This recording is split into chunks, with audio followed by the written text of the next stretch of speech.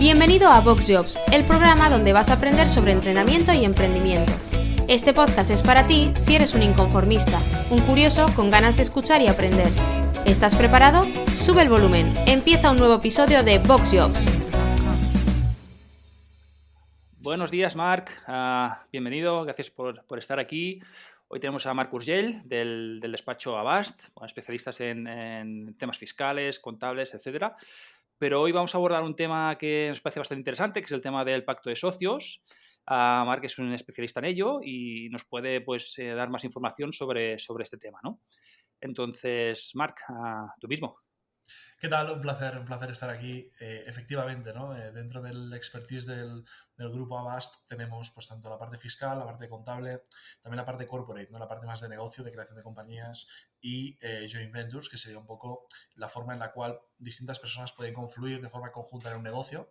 Y uno de los elementos, uno de los documentos esenciales en cualquier relación comercial de sociatura, ¿no? o de joint venture es precisamente un contrato donde le podemos llamar pacto de socios, le podemos llamar pacto parasocial, pero es un documento donde se regulan las reglas del juego, es decir, qué rol tiene cada socio, qué derecho tiene cada socio, qué obligación tiene cada socio. ¿Vale? Este es un elemento esencial. ¿Por qué? Porque al final no es lo mismo comenzar una aventura donde yo espero de mi socio una participación activa en la compañía que cuando mi socio únicamente pone un dinero y ya está. Es decir, no tengo ninguna expectativa de que participe de forma activa. Entonces, para evitar malos entendidos, sobre todo para que todas las partes estén confortables en la relación de negocio, es muy recomendable que se ponga por escrito lo que va a hacer cada uno. Muchas veces me llegan clientes pues, de perfil de youtubers con empresarios que buscan pues, sinergias y evidentemente todo esto hay que regularlo muy bien para saber quién pone qué da qué y quién ofrece qué, ¿no? De alguna forma. En este sentido... Puede haber personas ¿sí? que piensen, esto es para grandes empresas, grandes corporaciones y quizá es todo lo contrario, ¿no? Bueno, realmente una gran corporación siempre estará protegida con un pacto de socios o con unos estatutos muy completos, ¿no? Aquí la casuística que me encuentro muchas veces son compañías muy pequeñas que cuando son muy pequeñas y son tres amigos todo va muy bien, pero de repente cuando crecen de una forma exponencial surgen problemas. Y esos problemas, como no están previstos en ningún pacto de socios, pues puede generar litigiosidad, es decir, que se peleen, puede generar de alguna forma elementos que son dañinos para el desarrollo del negocio y por tanto mi consejo siempre es que no que contrates un abogado desde el minuto uno y le pagues unos honorarios y te haga un pacto de socios, sino que de forma muy coloquial, por escrito, se pongan las reglas del juego. Y evidentemente cuando se vea que el proyecto va creciendo y el proyecto pues coge envergadura, en ese momento sí que merece la pena invertir en un buen abogado que os asesore o os ayude a establecer las reglas, porque muchas veces nosotros, los asesores jurídicos, hemos visto casuísticas, yo en mi caso llevo 10 años viendo esto, ¿no? Hemos visto problemas que mis clientes del futuro ni tan siquiera se han planteado que pueden tener. Y es una cosa que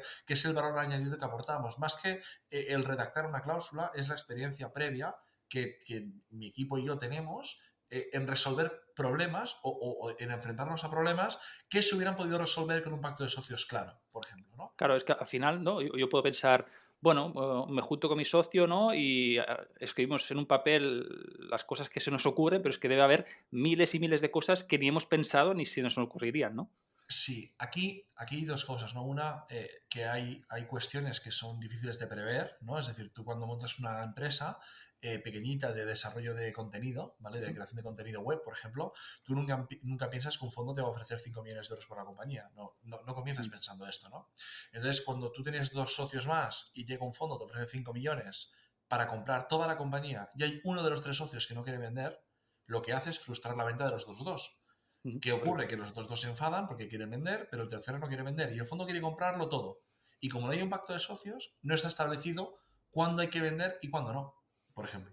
O no hay un derecho de arrastre. El derecho de arrastre, por ejemplo, imagínate, ¿no? Un supuesto práctico para que la gente entienda, ¿no? Ajá. Imagínate que desarrollamos un aplicativo web para cualquier cosa, ¿no? Pues para, yo qué sé, para la venta de infoproductos, ¿no? Y tenemos un programador que es muy bueno y le damos un 2% de la compañía como incentivo para que siga trabajando para nosotros, ¿vale? Hasta aquí todo muy bien. El programador tiene un sueldo o una retribución más el 2% del beneficio. Pero ahora llega un fondo y dice, quiero comprar toda la empresa o una empresa más grande del sector. Y solo que uno, que puede ser el programador con un 2%, no quiera vender, Bloquea la operación. bloquea toda la operación. Y lo que es peor, el que tiene el 2%, si tiene un buen abogado con mala fe, podría decir, mira, yo no es que no quiera vender, pero yo no quiero cobrar el 2% de la venta, quiero cobrar el 10%. Por tanto, si tú quieres vender, de tu parte del pastel me vas a dar más a mí. Entonces lo que puedo hacer es básicamente, no es extorsionar, pero sí que condicionar su Negociar. aceptación a una retribución superior. Para evitar esto, si tú tienes un pacto de socios donde regulas que tienes una opción de compra sobre este pequeño inversor o este pequeño accionista, este problema futuro te lo resuelves. O a veces hay un socio principal que tiene un derecho de arrastre, que cuando el socio principal dice yo vendo, todos están forzados a vender, que es lo que se conoce como un drag along right, ¿no? Un derecho de arrastre a favor del socio principal. Esto es un ejemplo que hemos vivido muchas veces y es una cosa que creo que hay que regular siempre. Vale, porque a partir de aquí podemos regular cualquier cosa, desde las funciones de cada socio hasta el tipo de trabajo, fallecimientos, etcétera, etcétera, Sí, ¿no? también, por ejemplo, la exclusividad, ¿no? Hay emprendedores que, como es mi caso, que somos muy inquietos, entonces estamos en 25 proyectos a la vez. Cuando tú estás en 25 proyectos a la vez, hay un problema, y es que no estás en ninguno. Claro, Correcto. si yo soy un inversor que pongo un dinero en un proyecto y confío en la persona, confío en el emprendedor, confío en él si está 24/7 en el proyecto. Si tiene 25 proyectos más, no tendrá la dedicación suficiente y por tanto no me interesa invertir. Entonces, hay pactos de socios que regulan la dedicación exclusiva o una dedicación mínima del socio profesional, por ejemplo, para que el tipo que pone el dinero que invierte tiene la garantía de que su socio se dedicará profesionalmente al proyecto de forma exclusiva. Eso es otra de las cuestiones que también yo acostumbro a regular. ¿Y cómo se mide eso? ¿En horas? ¿En rendimiento? ¿O A se ver, estipula? aquí hay una cuestión que es la subjetividad, ¿no? Si decimos una dedicación suficiente, es un concepto vago. ¿Por qué? ¿Qué es suficiente? Lo que para ti es suficiente, para mí puede no serlo. Con lo cual, Claro. no es una regulación de una cláusula, a mi juicio, suficientemente seria, ¿no? Para que sea efectiva. Aquí la forma es decir exclusividad. Exclusividad significa que no puedo hacer otra cosa que no sea este proyecto. Eso es bastante claro, también es muy contundente, ¿no? Por ejemplo, exclusividad me permite dar docencia. Si yo me dedico al e-commerce, ¿puedo dar docencia? O también se entendería que vulnera la exclusividad. Todo esto es lo que hay que acabar de perfilar, ¿no? A veces se pone por horas, es decir, una dedicación mínima de 40 horas semanales, ¿no? Una jornada completa. Si luego el emprendedor quiere trabajar por las noches en otro proyecto, no problema, siempre y cuando cumplas con tu horario, ¿no? Lo que pasa es que también hoy en día, y más con el trabajo telemático, es difícil medir la implicación horaria. Es complicado, hay mecanismos, hay softwares, hay sistemas, pero también yo creo que un pacto de socios tiene que ser un documento que facilite la vida de los socios, no que la complique. Entonces, un emprendedor que le obliguen a contarle las horas de dedicación probablemente no estará confortable. Entonces hay que encontrar el encaje en cada supuesto. Nunca hay dos pactos de socio iguales. Y esto es una cosa que no es un copy-paste, sino que evidentemente hay cláusulas que son copy-paste, pero hay que estudiar la casuística, hay que entender la problemática, anticiparse al problema futuro y regular conforme esas premisas, ¿no? Vale. Imagínate que hay una empresa con varios socios y uno o varios socios quieren hacer entrar a otro socio, a otro inversor dentro de la empresa, ¿no? Okay. Entonces, ¿eso también se deja estipulado de alguna manera? Correcto. ¿Cómo? ¿Y cómo Correcto. será? La entrada y salida de socios es una cuestión que queda siempre recogida, siempre. ¿Vale? Normalmente cuando tú quieres dar entrada a un socio hay dos opciones. O bien con una ampliación de capital, en cuyo caso tiene que haber una mayoría que acuerde que este socio entre, ¿vale? O bien con la venta de participaciones. Un socio decide transmitir sus participaciones a un tercero, ¿vale? En estos casos lo que hay que ver es qué quórum hace falta para aceptar un nuevo socio. Podemos poner que solo si todos están de acuerdo puede entrar un nuevo socio. Pero claro, con que uno del 2% no quiera un socio nuevo, bloquea la operación. Imagínate, lo mismo, ¿no? Tenemos una startup que se dedica al sector de las telecomunicaciones y aparece Telefónica. Y Telefónica quiere entrar en el capital, que es un partner buenísimo. Claro, porque un tipo no quiera acceder a que Telefónica entre, podría bloquearte una operación muy importante, ¿no? Entonces, todo esto hay que regularlo muy bien para tener, de alguna forma, conocer cuál es el control de la compañía, quién decide si entra o no entra el socio. Más difícil es la salida. O sea, cuando un socio quiere salir es más difícil regularlo porque al final, claro, un tipo que quiere dejar de ser miembro de la empresa, ¿qué haces? Le recompras las acciones. ¿Pero a qué precio? Claro, muchas veces lo que ponemos es, en el pacto de socios que tengo yo en mi despacho, en mi propia experiencia, es somos socios profesionales. Si uno deja de trabajar, tiene que devolver las acciones. Lo que no voy a hacer es trabajar yo para que él esté en su casa y cobrar un dividendo. Es decir, aquí al final la acción está vinculada al trabajo profesional. Si tú dejas de ejercer, tú devuelves las acciones. Pero claro, ¿a qué precio? Pues el pacto de socios también regula a qué precio el socio saliente tiene derecho a ser adquirido. Pues un EBITDA por 4 multiplicado por el porcentaje de participaciones. Me lo invento, ¿no? Esto cada sector y cada metodología es distinta. Luego también existen figuras como, por ejemplo, si tú te vas de la compañía de forma negligente, te compro valor nominal. Pero si tú te vas de la compañía porque yo te quiero forzar a salir, te tengo que pagar un valor superior. Es decir, también se pueden regular casuísticas concretas con métodos de cálculos concretos, ¿no? Siempre, evidentemente, que todos estén confortables. Un punto esencial de esto, que es importantísimo, es regularlo al principio de todo. O sea, a medio partido no puedes poner las reglas, porque a medio partido, si hay uno que no le interesa firmar, no te lo va a firmar. No firmar. Y el pacto solo es válido si firman todas las partes. Entonces, antes de comenzar el partido, que todo el mundo firme el pacto de socios. O sea, no es yo entro en la sociedad y luego ya firmaremos, no. En el momento que entres, fírmalo antes de entrar y así ya lo dejamos todo regulado, porque si no, luego hay problemas. Y en caso de muerte de alguno de los socios, si no tienes nada firmado y ese socio tenía hijos, ¿no? En teoría, esa parte va hacia los hijos, ¿no? Mira, la cláusula mortis causa, que también tengo regulada en mi pacto de socios y siempre la incluyo en todos los pactos de socios, básicamente lo que hay que entender es que si no hay regulación, opera la ley civil. La ley civil lo que dice es que los bienes y derechos del causante, de la persona que fallece, se transmiten a sus herederos o legatarios. Entonces, si tiene un testamento, heredará a la persona que dice el testamento. Si no tiene testamento, heredarán sus hijos o lo que indique la norma civil de donde viva, ¿no? Entonces, claro, aunque sean menores. Claro, si son menores, heredarían los menores con la supervisión del tutor. ¿Vale? Yeah. ¿Cuál es el problema? Que si el socio principal de un proyecto, como es mi caso, fallece, que mis hijos hereden, para mis socios profesionales es un problema. ¿Por qué? Porque al final ellos tendrían un 70% de la compañía, pero no trabajarían. Entonces, tendríamos a 3 socios minoritarios trabajando para que la mayoría del pastel se la lleven mis hijos, cuando mis hijos no intervienen. Entonces, todo esto hay que tenerlo muy presente. Yo, por ejemplo, lo que tengo es que si yo fallezco, mis socios tienen la obligación de comprar las acciones a mis herederos a un precio concreto. Ajá. Entonces, mis herederos se garantizan una renta importante, pero mis socios toman el control de la compañía.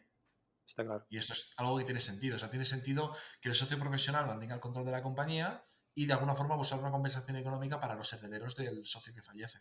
Esto es un mecanismo de gestión. Luego hay otros que, por ejemplo, establecen una renta vitalicia. Es decir, que mi heredero tiene la obligación de entregar las acciones a mis socios y mis socios se comprometen a pagarle 5.000 euros al mes para toda la vida. Esto es la opción. Bueno, al final entiendo que se puede regular cada parte, cada pequeño yo qué sé, input de la empresa que se puede quedar estipulado y registrado, ¿no? Yo me he encontrado en regulaciones incluso que decían que el hijo hereda solo si tiene una carrera, por ejemplo, si se ha licenciado en Derecho, si no, no. Es decir, puedes... Claro, aquí puedes rizar el rizo lo que quieras. Sí. Claro, lo que pasa es que hay que rizarlo bien. O sea, tú puedes rizar el rizo 25 veces, pero hay que rizarlo bien las 25 veces. Si fallas en un rizo, la cláusula puede no tener consistencia y puede ser declarada nula. Si se declara nula, no es válida. Con lo cual, es importante el enforcement del contrato, ¿no? Es decir, que el contrato sea ejecutable. Yo lo que no puedo poner es, mi hijo heredará si los marcianos invaden la Tierra. No. ¿Por qué? Porque es una condición imposible. Bueno, imposible, ojo. Pero es improbable, ¿no? Entonces, hay que regular muy bien cómo establece las condiciones y cómo, sobre todo, evitar la subjetividad. Los conceptos vagos y subjetivos son un problema en un pacto de socios, porque entonces no se entiende. Y si no se entiende, cada uno interpreta de una forma y hay que ir a un tribunal para que decida. Y un tribunal es dinero, dolor de cabeza y tiempo. ¿Y qué te voy a decir? Si tenemos que... Ya hemos entendido que al final hay casuísticas las que quieras, ¿no? Pero si tuvieses 4 o 5 puntos claves para enfocar en un pacto de socios, ¿en qué lo enfocarías? Yo te diría que para mí hay 4 puntos claves, ¿vale? Uno es las funciones de los socios, quién hace cada cosa y quién aporta cada cosa.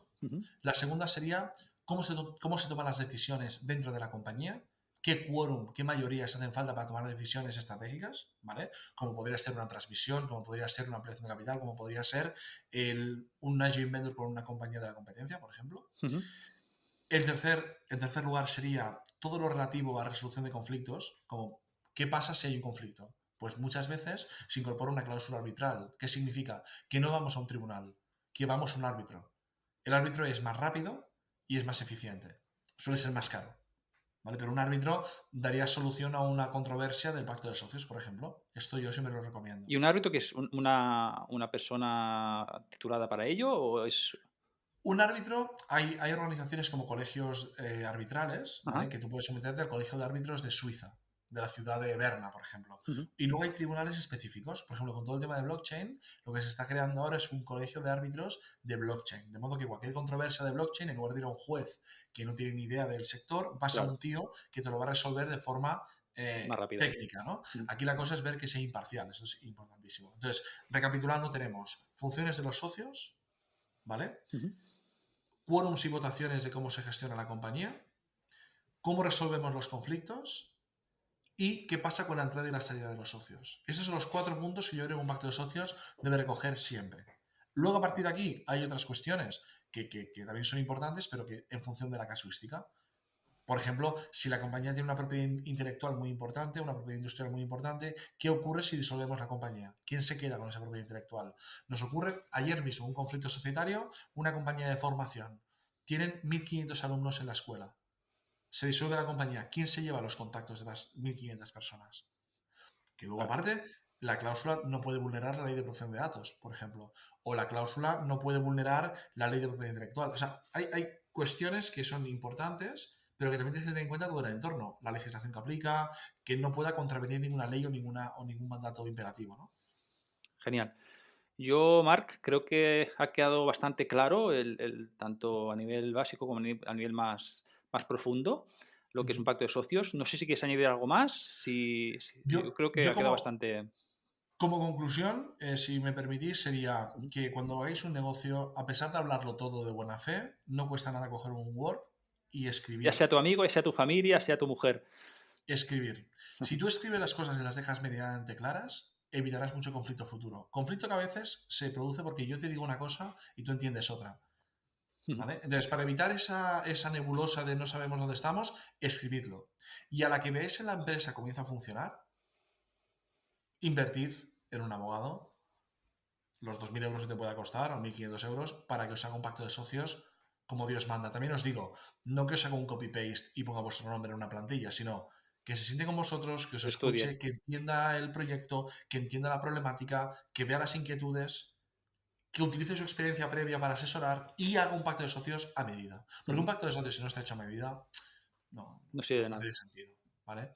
Entonces nosotros, pues como despacho, ofrecemos este servicio, estamos cansados de ofrecerlo porque al final vemos muchos proyectos donde confluyen partes distintas, a veces pues creador de contenido con empresario tradicional, ¿no? Y entonces hay que regular muy bien esto para evitar que, de alguna forma, dejar claro quién aporta el dinero, quién aporta la imagen, qué pasa si uno se desvincula. Claro, hacer una inversión muy fuerte en una campaña para una persona y que la persona luego se desvincule es un daño y perjuicio para el socio que ha puesto el dinero, ¿no?